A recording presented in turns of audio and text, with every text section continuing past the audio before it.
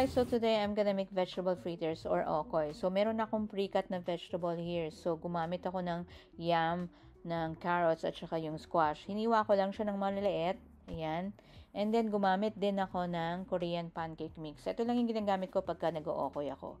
So in a bowl, maglalagay lang ako ng 1 cup of pancake mix, and then naglagay din ako ng 3/4 cups of cold water. So, kailangan cold water yung ilalagay kasi para maging malutong yung ating okoy.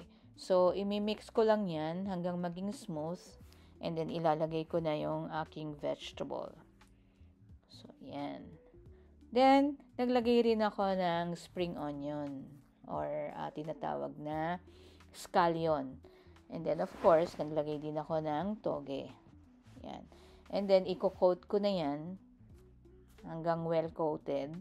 Tapos habang pine-prepare ko yan kanina, naglagay na ako ng cooking oil sa pan para kailangan kasi ma-maintain yung coldness nung ating mixture. Ayan, kailangan well coated. Okay, so yan, i-fry ko na yan hanggang maging golden brown. So, depende sa inyo kung ganong ka lutong ang gusto nyo.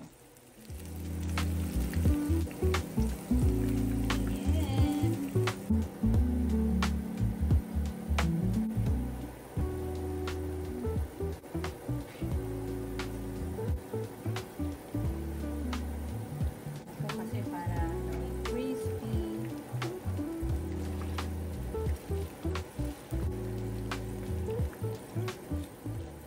Okay, so habang iniintay ko yon, gagawa ako ng sauce. Lagay lang ako ng vinegar, and then yung garlic at saka yung onion, and then of course yung soy sauce,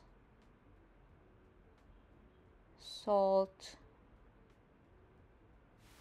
sriracha, and then pepper. You can also add water para hindi masyadong maasim. Little sugar. Mix.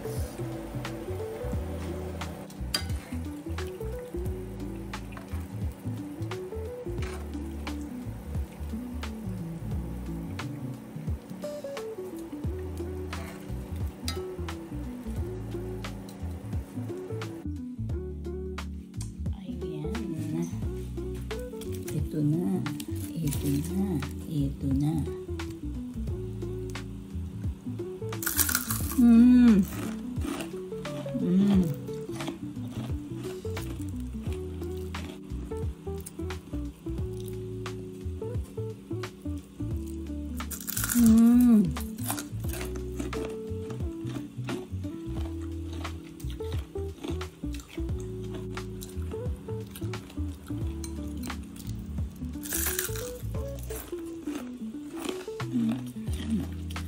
Sarap.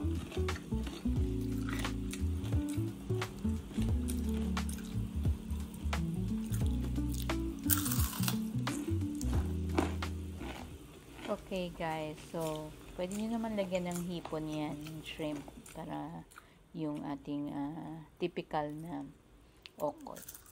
So, yun lang. I hope you like the video for today. Please don't forget to like and subscribe. Have a nice day, guys.